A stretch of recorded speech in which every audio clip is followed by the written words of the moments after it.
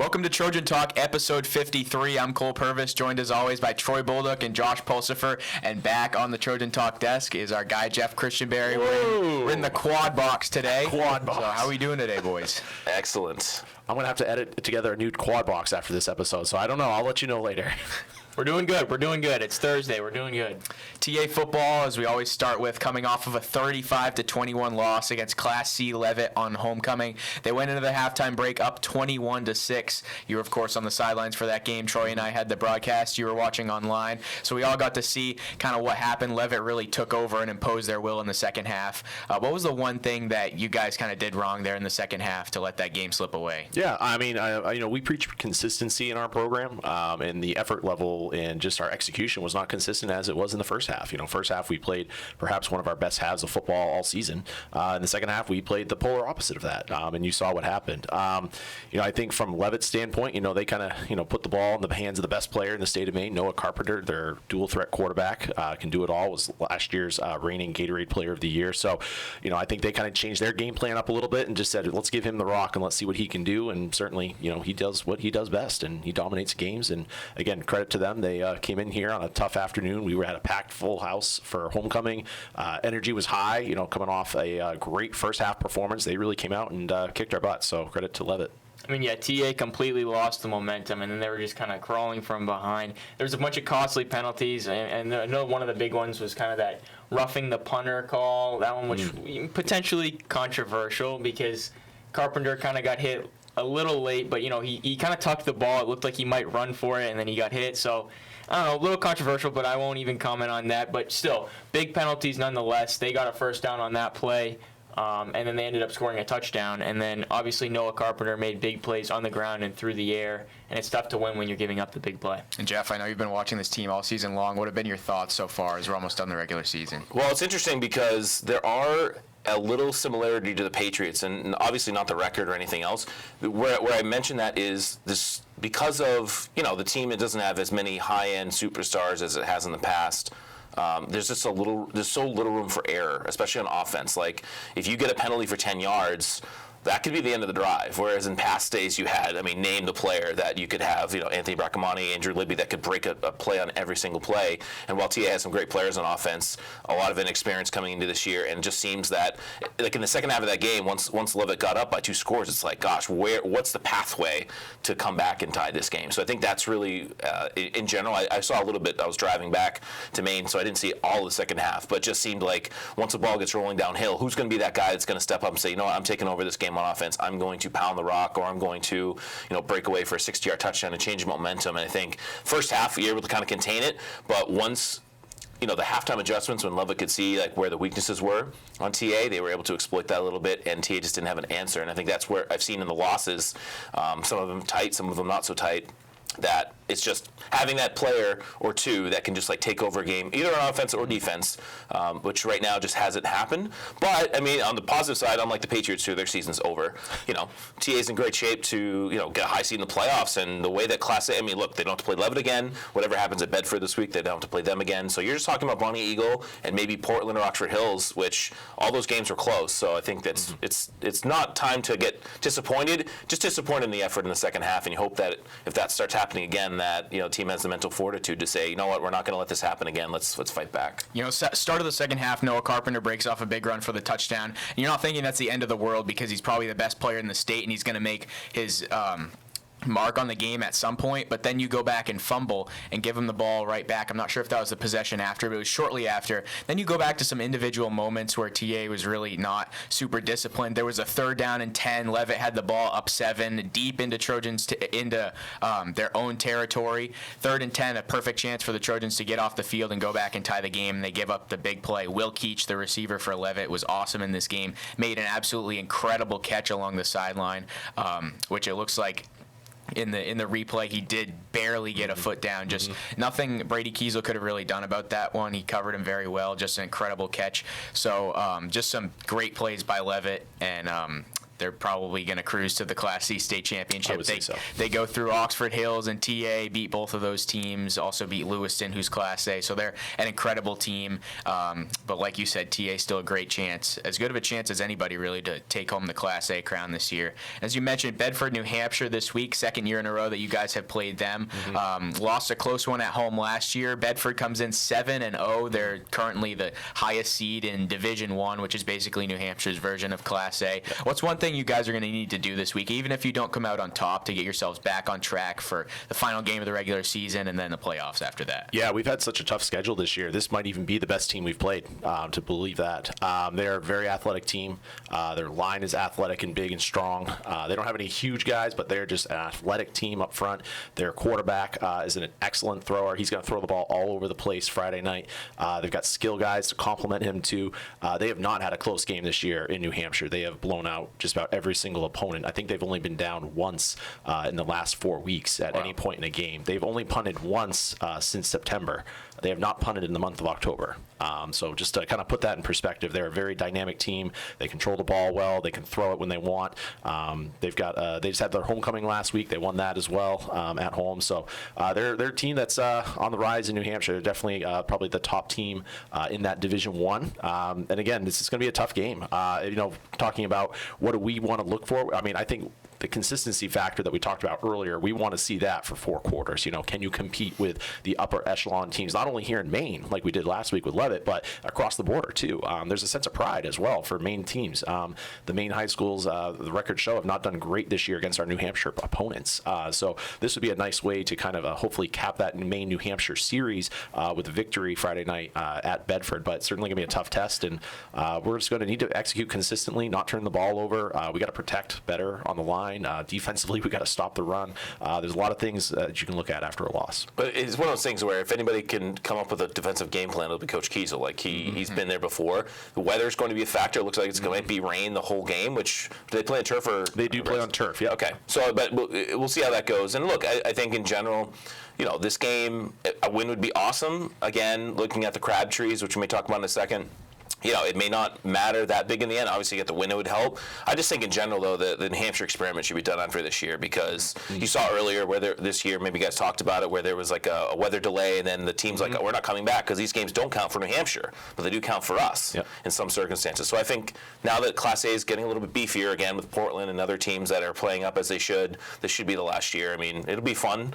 I mean, I might not go because of the rain. It's so far away. But I think it's cool to play different teams, but I hope that this is the last year we have to do this. Yeah, and we talked about earlier off the air how TA probably should be playing Noble this week. That's the one Class A South team that they don't play this year, and I think next year in this scenario you're probably playing Noble since you're in their division. And to touch on those Class A South Crabtree points, TA's in first right now despite the 3 losses just because of the strength of the 3 teams that they've played. Noble having a surprisingly good season in second place. They could host a home playoff game. Bonnie Eagle in third. They almost beat Oxford Hills and then killed Sanford this week. They're probably the second strongest team in this division right now. Of course, TA beat them early on in the season. Sanford fourth, they're really reeling right now. Jordan Bissonette, their star player, is dealing with an injury. South Portland fifth, they're looking to kind of be in that race with Sanford for the 4 seed, and then Scarborough sixth, who TA will face a week from tonight at Hill Stadium on senior night. Some other updates around TA fall sports. Boys soccer lost in double overtime at Biddeford on Tuesday night. They'll finish the season at 3-9-2. Girls soccer beat Deering 4-0 on senior night on Tuesday. They finished the regular season with 10 wins, 3 losses, and a tie, finishing 4th in Class A South. They will have a home playoff game, and we might be broadcasting that one. We'll have to see the date and time and the opponent of that one. Field hockey finishes off their season 4-9-1. They had been playing better recently. We broadcasted a game that they did against Wyndham, winning 1-0, and then they tied a good Falmouth team who's kind of at the top there in Class A. Volleyball finished as the 10th seed. That'll be the first TA sports playoff game of the year. That's tonight against Portland, who's the 7th seed in the preliminary matchup. And so that's all for. I'll make a quick comment on the boys soccer game because I was actually there at Biddeford the other night. Tough loss. I mean, I hadn't been following them much this year, but score a penalty kick in the first minute to go up. Basically, the way the crowd, I was sitting right in front of Mr. Mendros, who's the heel point guru around here. And basically the situation was there were other teams involved. Like we were like minusculely behind Chevrolet. Biddeford is right behind behind us. So a win or a tie would have gotten us into the playoffs as the last seed. Chevrolet lost that night to, I think, Portland. So, like, that was opened the door, right? So we score in the first minute. Kind of held tough for a while. They scored to tie it. We scored to take the lead 2-1. With about a minute and a half to go, they scored to tie it, which was devastating. But it's like, all right, we just hold on for 10 minutes in overtime. We get in the playoffs. First overtime was uneventful. Second overtime with about a minute and a half to go. Again, just a short breakaway, chipped it over the keeper. Biddeford celebrates. I think they end up making the playoffs because all three teams were within like decimal points of each other in heels. And we just couldn't get it done. It's just one of those things where defensively just broke down a few times. Like, they were playing great, and all of a sudden it's just one quick through ball. That seems to be their kind of Achilles heel all year. So tough loss for them. Definitely some disappointed seniors on the team to not make the playoffs, which we're used to. Their boys soccer team, hasn't won states or anything, but they're consistently in the playoffs. So disappointing end to them, especially losing to Biddeford like that. Yeah, it was a tough season for Coach Carlson's team. I know he talked to me about kind of a lot of reshuffling guys that didn't have big roles last year had to step in and play a lot more this year. A really young team, and I'm sure they'll be back and better next year. And then, like I said, volleyball tonight, we'll see if they can pull off an upset. It's only the 7-10 matchup, so they could do it at Portland High School. But for now, we'll switch over to the NFL and talk about the New England Patriots, and I'll start with you on this one because you haven't been with us all year to talk about this team. 1-5 right now, losing to the Raiders.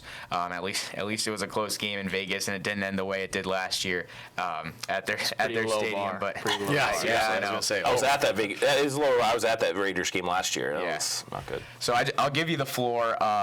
You think Bill should make it past the season? What do they do with Mac Jones after this year? And overall, what's been the problem with the Patriots? Look, this is it's kind of a vindicating moment for me because oh my God, Mr. Polster can attest in some of our other group chats. Like, I have been preaching for about a year and a half to 2 years that this team stinks. Their talent stinks, and they got so incredibly lucky last year to play. They beat one starting quarterback last year, and that was Jared Goff early in the year when Detroit stunk. The rest of their wins last year were against backups or even third-string guys. Their team has been bad for years because of their bad drafting and their poor choices on of quarterback, obviously Cam Newton, and obviously some of the other free agents that they've signed, where it's like Jonnu Smith. Either he stinks, or now he's fine. So I think you can't anymore separate Bill as a coach and the GM, because as the coach, we keep saying, oh, he's a great coach if he just had somebody else picking the players. But this is the game. This is the type of game that he wants to play. He wants to play the game that he played in the 90s, the game he played with Brady, which is good defense, not spending money on weapons on offense, and it's just not working anymore. And if you watch, it was 2 weeks ago, whatever, I was watching Bills Dolphins, and that was a different sport that they were playing than what we play. You look at the top teams now, you look at the 49ers, you look at some of these other teams, their offenses, they may not have the best players, Miami does, but 49ers, Brock Purdy's good, but not great, I think, but they're playing so out of this world in terms of creativity on offense, and we just don't want to do that, even with Bill O'Brien. You saw last week, I think it's abysmal that, first of all, the two things that I think that I'm most upset about Bill, one was against the Saints, when he punted on the 40-yard line when they were down 24 or whatever, he just punted, basically quitting. And then last week when he decides to not even put Zappe on the game day roster, which I'm not saying Zappe should start, but if Mac Jones got hurt, they did not have a quarterback on the roster because Malik Cunningham is not a quarterback. He played a handful of snaps in the preseason. So to put his team in that position, it's almost like he's trying to stick it to Bob Kraft for some reason. So look, it's time for him to go. If he's not going to change significantly, you can't just throw in another GM there and hope he changes. He's obviously does not want to change. His antics at the press conferences are kind of pathetic considering it's his team. He prides himself on spending all this money on special teams guys. Their special teams is awful. It has been for 3 years. They got rid of Nick Folk, who is pretty awesome, and they got this rookie guy who, can't make a kick most of the time. So what's a realistic goal? I mean, I'm all Tankapalooza now. You have to get a top 2 or 3 pick to reset. Mac Jones, again, is he an awful quarterback? No, but what I don't like about Mac Jones is his attitude. You go after the games. I don't know if it's just what Bill has told him, but he's like, yeah, just got to play better. Just got to. No, your job is on the line. You're going to be out of the league in a couple of years if you keep playing like this. If you play scared, which is what he's doing. So show some passion, show some fight. And if he's doing that at press conferences, maybe he's doing that back in the locker room too. He's not a leader. Again, he could go on another team and be a great backup, or maybe even a starter. If he was a starter for the 49ers or the Raiders, maybe he's a top 15 quarterback, that 12 to 15 range. But it's just not working here, so I think you just got to clean house, hit the ball. At some point, that's why I hated the last couple of years where we're kind of like treading around 8 and 9, 9 and 8, snuck into playoffs a couple of years ago, which gave people some false hope. No, we got to bottom out. People need to see that this roster has almost no talent. If I asked you, name the top 5 Patriots for talent, you put Judon at the top, Christian Gonzalez number 2 maybe, who's a rookie cornerback, and then who? Like, who are you going to talk? Like Hunter Henry maybe? Like, they don't have any kind of talent on defense or offense. It's a disaster. But I'm kind of vindicated because it's time just to wipe the slate clean. And if Bill can't change, I'm sorry, you can't just sit here and get Shula's record, because at this point it's going to take you 5 or 6 years to do it. So that's it. Patriots stink. It sucks because you go into Sunday and you're like, well, I'm going to watch this game, but I know it doesn't really mean anything because we're going to lose. Like, the next 2 weeks we're going to get slaughtered. And I almost hope that they don't like sneak in a few wins against the Colts, and now that Richardson's out, like they may get some cheap wins and get to like 6-11, and Bill could be like, well, if you just turn around, we're almost in the playoffs. No, we're miles away from contending. It's time to move on. I don't want to see it.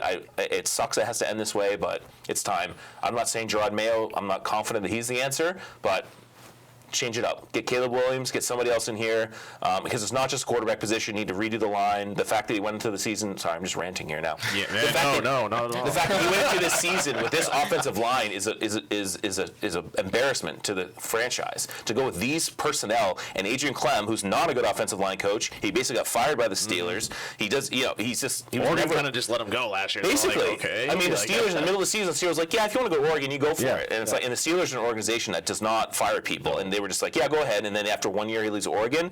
So I don't even think Dante Taraneke can make this offensive line good. They can make him serviceable, but you look at that right there. Now you can say, in no way, shape, or form is that offensive line ever going to succeed. No. So as you know as a coach, when you're not putting your players in a position to succeed, it's really on you. So I think he needs to own it. And I think right now he's just being petty and kind of saying to Bob Kraft, look, I wanted to keep Garoppolo, or I wanted to do this, or I didn't want to draft Mac Jones. But now it's really on him. His legacy is getting, I don't want to say permanently tarnished, but it definitely is going to have a black eye if he just goes on bad terms. So I think he just means like, look, I got to move on or I got to change. Yeah. I think just to recap what Jeff said there, number one, and these are my thoughts too. Number one, I think, as he perfectly said, this has been a long time coming, and it's just kind of built now, and it's snowballed to the point where you're 1-5. It's a series of bad drafts. It's a series of not identifying the modern NFL talent that you need, and it's some bad coaching decisions. Okay, the offensive line is the worst line in the NFL, and it's not even a question. I think Mac Jones is an okay quarterback. I do too. I don't think that's even a hot take. I think he's good. I think he needs some help.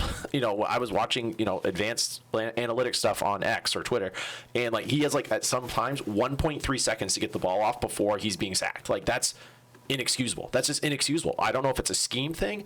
I don't know if it's an effort thing. I think it's a combination of both, where it's a bad scheme, and I think the players know it's a bad scheme, so they're giving less effort. That's what I think has happened at this point. And it shows. It shows every single time. Mac Jones is not a running quarterback. So when he's scrambling for his life out there, that's when he's throwing interceptions. If he has a pocket, he's not throwing picks. I mean, I think that's pretty clear at this point. So when he has time to set up, I was watching some of his rookie year highlights from 2 years ago. Like, we're not talking a decade. We're talking 2 years. He throws darts. He can read defenses. I don't think it's a mental thing with him. I think it's a physical thing. When he's on the run, he feels pressure, just like any other quarterback would. He's not going to make good decisions. Yeah, he threw a dime to Devontae Parker in the Raiders game last week. Yeah, I mean, he can throw the ball. I don't think this is a Mac problem. I think this is an offensive line problem. I think it's a drafting problem. I think it's a personnel problem. And, again, a coaching problem. Do we need Bill to go? I'm not ready to go there. I think we need a GM, though. I think we need a director of professional scouting, whatever you want to call it. I don't know. Someone besides Bill, GM, if you want to call it GM, that gives Bill what they want. And you say, Bill, you got to work within the framework of what we're constructing. And if you don't, okay, now it's time to go. That's the conversation that's going to happen. And it has to happen. I don't think Bill's going to allow that to happen. No, and then if he doesn't, then he goes. Yeah. But you look at their drafts. I mean, I'm just looking at their 2021 draft. Everyone finally said they have a great draft. Yeah, Mac Jones, Barmore, who's been good at some points. He's all right. He's all right. Ronnie Perkins, not here anymore. Ramondre Stevenson has been a big disappointment this year. Cam McGrone, not here anymore. Still a fourth-round pick, though, considering. Yeah, but I'm saying, but these other teams are hitting on these draft picks. So that was a great draft by the Patriots. Everyone said, and really you have 1.5 players that are actually And impact players. one thing that's getting lost in this is, remember Ernie Adams? Oh, yeah. The overseeing Pink stripes. scouting and everything, and now he's gone. You know, you lost Dante Scarnecchia, you lost Ernie Adams, you lost Tom Brady. You lost Tom Brady. I mean, that covered up so many mistakes, you know. And I mean, I know what people like to crap on Josh McDaniels, but you lost Josh McDaniels. Yeah. I mean, I think his scheme worked, and I think him and Bill worked together really well. And now you don't have that the last 2 years, and you see what you get. You know, I think internally, you know, I wouldn't discount Bill O'Brien being the next head coach. You know, we keep talking Gerard Mayo, but why not Bill O'Brien? He's done it before. He's had success everywhere he goes. I know the Texans thing didn't end great, but he still won games there. I mean, I wouldn't discount that as an idea. The only reason I do like Bill O'Brien, the thing is though, with the way that Gerard Mayo's whole situation happened last year, where they basically said, don't go, interview with other teams. It's got to be some kind of inside deal. Be like, we're not only going to pay you a lot, but you're the next guy. But could be. I don't think you can really blame Ramondre Stevenson or Ezekiel Elliott for their kind of subpar performance. I mean, Zeke actually had a pretty good game, and I know he had that long touchdown that got called back. I think you blame the O-line for that. But to go back to Bill, like, should he be let go? Will he be let go? Willie, I mean, it just seems hard to believe that he'll be let go. Yeah. I mean, he's been with the franchise forever. He's done so much for the franchise. I mean, you know, it's just hard to believe that he would be gone. But I mean, the way that he's been doing things the last couple of years, it's like, come on, bro. I want you to say that to him at a press conference. Say, come on, bro. No, I just don't think he's meeting the modern NFL. No, and he's got this like boys club that he's created. I mean, he's got his sons coaching for him, his old buddies. He's bringing in Adrian Clem, who used to be his player. I mean, all the guys on the coaching staff are just his old pals. He doesn't or sons, right? Or sons. Yeah, I mean, the nepotism, like. It's not like he's not really going out and trying to find the best guys anymore. He's just trying to, get a group of his old buddies. Hey, you guys want to help me coach an NFL team this year? I think it should be fun. They're yes men. That's the thing. Yeah. No, exactly. Yeah. And then, so it's, when he's doing this, it's like, it's tough to really say that he is still super deserving, but it's really hard to say, like, oh, Bill Belichick deserves to no longer be a coach in the NFL. And then in terms of Mac, he doesn't deserve to be a starting NFL quarterback the way he's been playing recently. That doesn't mean he won't be capable of doing that in the future, but just the way he's been playing recently is just not acceptable. But I also think Mac, like we've mentioned, I think he's far from the only problem. You have the receivers that you have, they're not getting open at all. And when they do get open, you got people like Devontae Parker who have bricks for hands, can't catch anything. And then your O-line is horrifically bad. I mean, you can't, like you said, he has like 1.3 seconds. It's hard to really judge a quarterback when he has no time. He just has to flick the ball out immediately to a receiver that's not open, or if he is, clank right off the hands. Like, but it wasn't his fault. He said he got the fingertips on. No, it's really ridiculous. I think if Mac Jones is in a situation that was more complimentary, it would definitely be a different story. But still, that said, the way he's been playing is unacceptable, and if he's going to continue to play this way, I have no problem with them going in another direction. I don't think that other direction is on the team, though, so we'll see how that goes. And then in terms of expectations for the rest of the season, obviously, like, we're not making the playoffs, and we don't deserve to. Playoffs? Yeah. Like, I think at this point, it's like you said, it's going to be like tanking. We're just going to have to tank, hope we get a decent draft pick, maybe get a decent player. I mean, I don't know. The other interesting question. There's some really good Division II guards available. Yeah, that's exactly what it's such a great pick. Yeah. It'll be interesting to see, I mean, if there will be talks of maybe like a new role for Bill. Like maybe he'll still be the head coach. Maybe they'll try and take away his GM rights. But then it's like, I don't really see Bill Belichick being okay with that. Like, I don't think he would. He would probably just retire. He's like, you're going to take away my GM rights. I'm done. We're done. Mm-hmm. So, I don't know. It'll be interesting to see, but obviously there are so many issues really all across the board. Yeah, no better example of somebody just being a shell of themselves than Bill Belichick, who, as you mentioned, losing McDaniels, losing Ernie Adams, and, of course, Tom Brady. You need your guys around you to kind of push you, and that's what fueled Bill for so many years. And I'm not saying he got carried by those guys. Bill was a huge part of the success for a long time, but he lost what really made him go, and you're starting to see it now. Almost out of time here, but I want to give Jeff the floor to talk about his top 5 teams in the NFL. I had you make a list, and Yeah. after 2 unbeatens go down this week, should be interesting to see. Yeah, so I'm going to count down. I actually put 6 because I think there's really 6 teams that stand out. 6, I have the Jags. I think, obviously started off the season not great. I'm not saying they're Super Bowl contenders yet, but I like their spunk. I like the way that they fight back. So I think they're definitely a little bit lower than the other teams. Jags at 6, 5 is the Lions. I'm finally becoming a believer, even though I think Dan Campbell is kind of a tool. I mean, yes, he's entertaining, but I can't imagine that kind of. And Jared Goff, I don't know how they're doing it, but they're doing it. I still think that they have some Do weaknesses. you want to know how they're doing it? I'll tell you. Grit, right? It's Grit, but guess who else preaches grit? Who's that? Bill Belichick. Oh my gosh. It's the Patriots model. They're running the ball. I just They're always worry that Dan that's Campbell's the going to have a heart Patriots attack because model. I mean, his veins seriously. are always pumping so much. I'm like, he's going to just die on the 10 sideline. seconds here. 10 seconds. Sorry to cut you off. That is literally the Patriots. This is like the Patriots if it was done right with the right personnel.